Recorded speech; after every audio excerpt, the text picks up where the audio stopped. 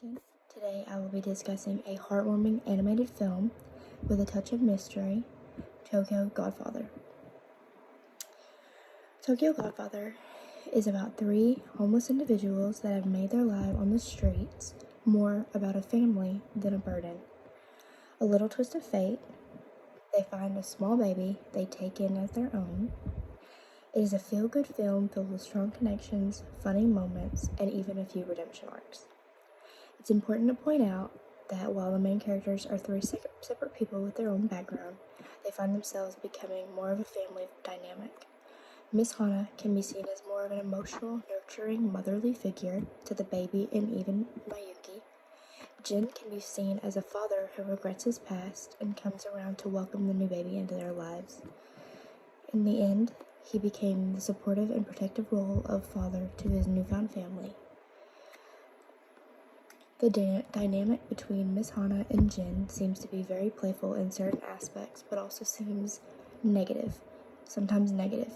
It almost seems as though they could hate each other, but also love each other as well. Miyuki, throughout the movie, seems to take on a role of big sister to the baby, Kyoko. While Christianity isn't as common in Japan, several scenes within the film are strongly connected to the beliefs and traditions of Christians. One large detail can be seen in the very beginning of Tokyo Godfather. The three main characters, Miss Hana, Jin, and Miyuki, are all present at a performance of Silent Night inside a church. That being said, it could be argued that they are simply there for a meal afterwards. In a later scene, they are looking through a large number of trash bins when they find a small baby. Unfortunately, them being homeless, it would be very difficult for them to be able to take care of such a small child. At one point in the film, they find themselves in a cemetery, scraping through offerings presented by loved ones to their dead relations. Miss Hana finds an offering of several items an infant would need. She goes on to say that God must really love you.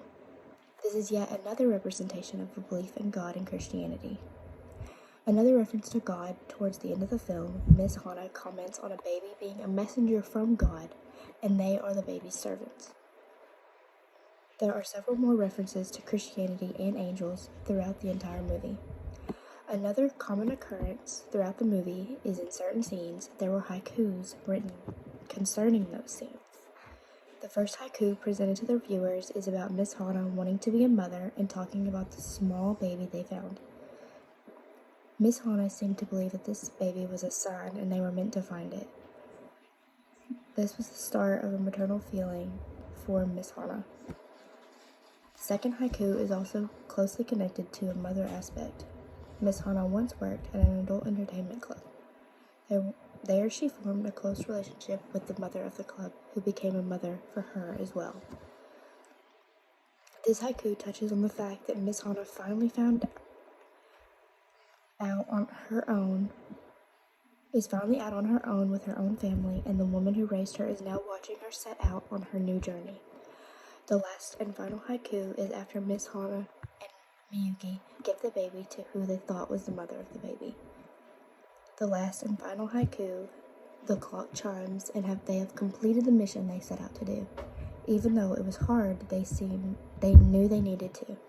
There seemed to be a lot of redemption arcs, or character arcs, that can be seen throughout the movie. One person in particular was Jin. While he was presented as an alcoholic, homeless man, there were details about his life that were slowly introduced throughout the movie.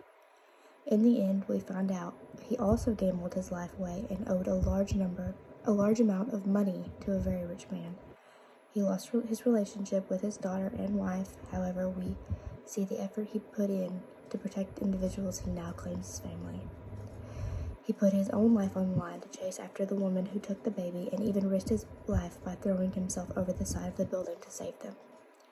Not only that, but Mayuki also had a similar story. While she was a homeless young girl due to the fact she stabbed her father and ran away, she believed she could never go back.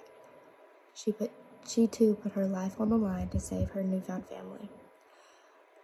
While we don't know the ending to the story and how her relationship with her father came about, there is hope they rekindled their relationship and she was able to finally come home. This story comes with a lot of very humorous tropes that can have you giggling endlessly. A few jokes, for example, in the film were mostly from Miss Hannah. Never forget the queer you once knew was one of the many jokes. Another that wasn't a joke, but more of an action, was when Jen was stumbling in the snow and told Miss Hannah to keep going without him. She threw a bag at him and then ran away. The run was a very funny moment at the time. In the third and final moment, once they find the home of two individuals they were searching for most of the movie, Jen walks through the demolished house's door and says, "Honey, I'm home." A small joke in a very serious moment in the movie was perfect. This was a perfect movie to end on, with so many emotional moments and different dynamics that certain people could understand on a personal level. Thank you.